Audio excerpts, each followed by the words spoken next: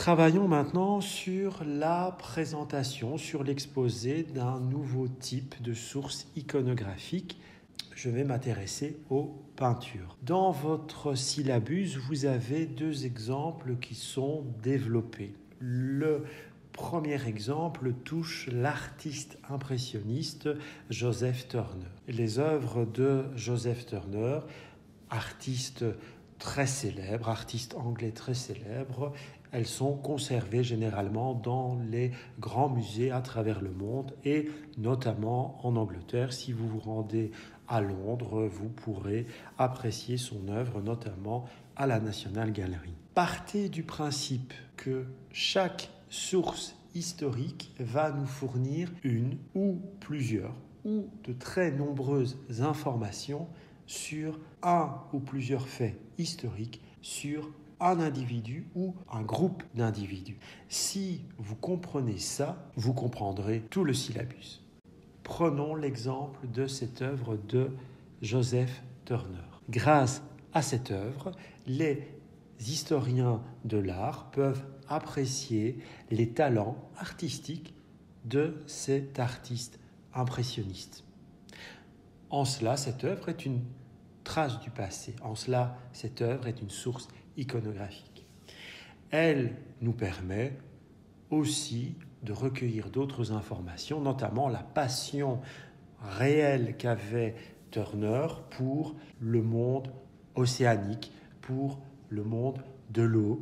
C'est un artiste qui a produit énormément de peintures figurant des bateaux, figurant des mers, des océans, parfois déchaînés, parfois calmes comme ici. Un artiste impressionniste comme Turner et comme tous les autres, j'ai envie de dire, ce sont des artistes qui vont bien entendu aussi s'intéresser au paysage. Un historien pourrait très bien aussi prendre cette œuvre et décider de travailler sur l'histoire de la technologie. En effet, nous voyons un magnifique bateau d'Ancien Régime à voile qui est remorqué par un petit bateau à vapeur. On le reconnaît assez facilement grâce à sa cheminée. Et cette œuvre, en fait, nous parle du dernier voyage du Téméraire. Le Téméraire, c'est justement ce magnifique bateau à voile qui, en fait, est remorqué par ce bateau à vapeur pour être démantelé, pour être détruit dans le port de Londres. Un événement tragique, vous pouvez vous en douter, pour un personnage comme Turner qui adorait la navigation, qui adorait les bateaux et, on peut le comprendre aisément, qui préférait ces magnifiques galions à voile plutôt que ces bateaux sinistres, petits bateaux à vapeur de l'après-révolution industrielle. Prenons un autre exemple qui figure également dans le cours, c'est l'exemple de Picasso. Alors Picasso, c'est un artiste que vous connaissez, je pense, qui est assez célèbre.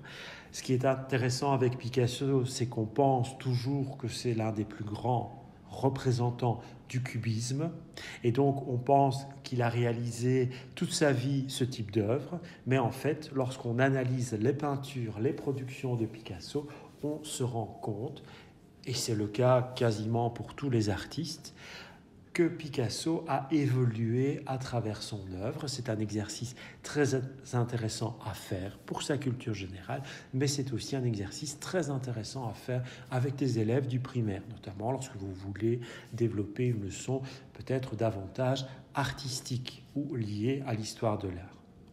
Ici, avec ces demoiselles d'Avignon, eh bien, l'objectif était de vous montrer différentes informations que nous pouvons recueillir sur l'histoire de l'artiste qu'est Picasso à travers cette œuvre. Eh bien, vous le saviez, mais je le répète, Picasso, c'est un grand maître du cubisme, des formes géométriques insufflées dans les tableaux, on le voit très clairement ici.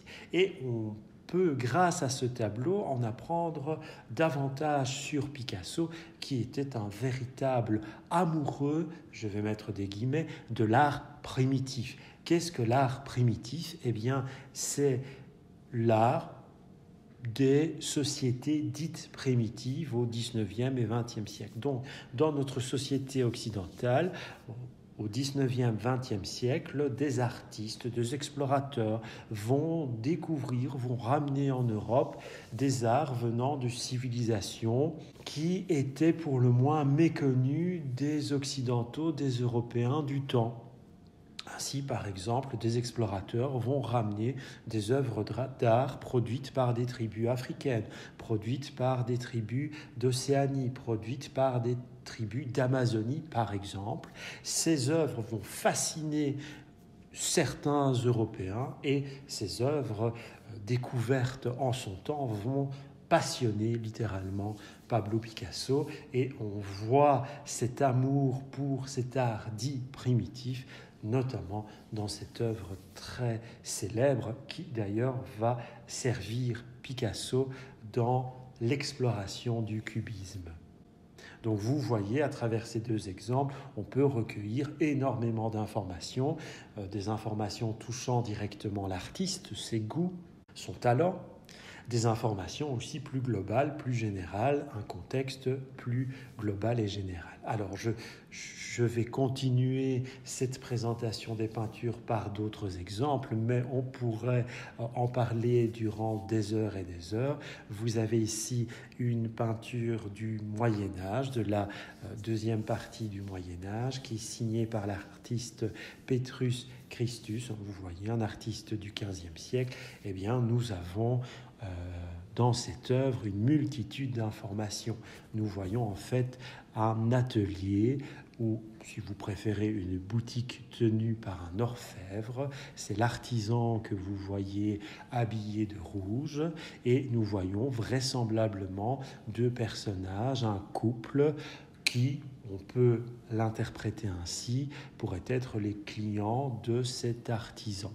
Cette œuvre, elle est tout simplement exceptionnelle. Elle nous donne des informations historiques extraordinaires, notamment sur les modes vestimentaires du XVe siècle. Vous voyez dans le coin inférieur droit, vous avez un miroir qui reflète une rue ou peut-être une grande place, et vous voyez l'architecture du XVe siècle, et nous avons à l'arrière-plan différents objets, différentes créations d'orfèvrerie qui sont exposés, de verre et d'orfèvrerie qui sont exposés, et donc le moindre détail dans cette œuvre va nous fournir des informations excessivement importantes, notamment sur le mode de vie au XVe siècle, un mode de vie qui vraisemblablement était assez proche de celui de l'artiste, de celui de ce Petrus Christus. Une autre œuvre associée à l'un des artistes dont le nom vous dira certainement quelque chose, Bruegel. Alors faites quand même attention, j'ouvre une minuscule parenthèse. Il existe dans l'histoire de l'art plusieurs Bruegel. C'est pour cela qu'ils ont différents surnoms.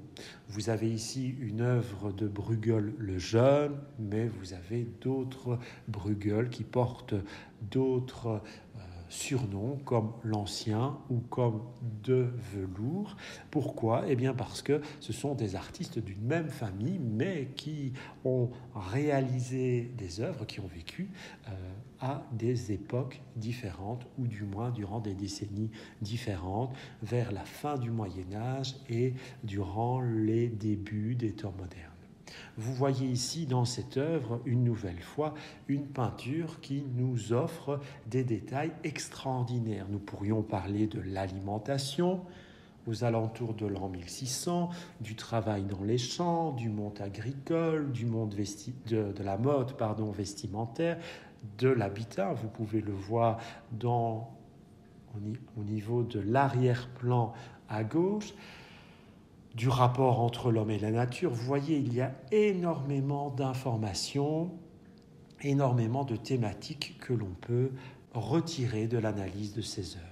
Pour terminer, quelques œuvres d'un autre artiste, celui-ci du XVIIe siècle, Jan Steen. C'est un artiste très intéressant et parfois même très amusant. Alors vous voyez ici un espèce de repas de famille. Eh bien, une nouvelle fois, nous avons, c'est très impressionnant, ce travail lié aux détails de cette pièce, de cette table.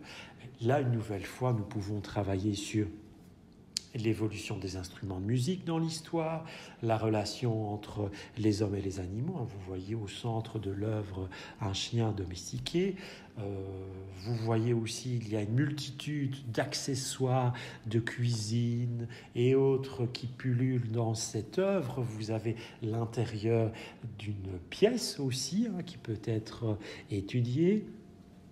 Vous avez aussi les vêtements, vous avez le portrait peut-être un peu burlesque d'une famille. On pourrait essayer de travailler sur les différentes générations qui sont présentes dans cette œuvre. Bref, une nouvelle fois, beaucoup de choses à retirer de ces œuvres très intéressantes.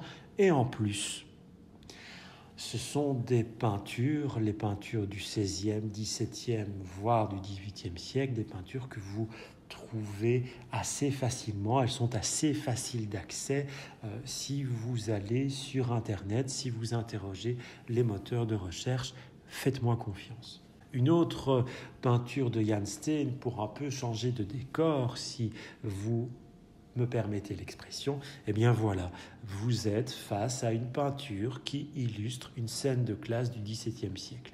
Alors ce genre de document, en l'occurrence ici des sources iconographiques peintures, ce genre de document est très intéressant pour vous. Pourquoi ? Parce qu'il y a de fortes chances durant votre carrière d'étudiant ou durant votre carrière d'enseignant que vous aurez un jour à traiter de l'histoire de l'école. Eh bien, l'école, au XVIIe siècle, elle existe déjà. Elle existe d'ailleurs depuis l'époque romaine, ou plus largement depuis l'époque antique. Cette œuvre, elle est magnifique. Elle est vraiment très intéressante à étudier, à analyser avec des élèves du primaire, parce qu'elle va permettre aux enfants peut-être de mieux comprendre les conditions dans lesquelles était donnée l'école il y a plusieurs siècles, en l'occurrence ici au XVIIe siècle.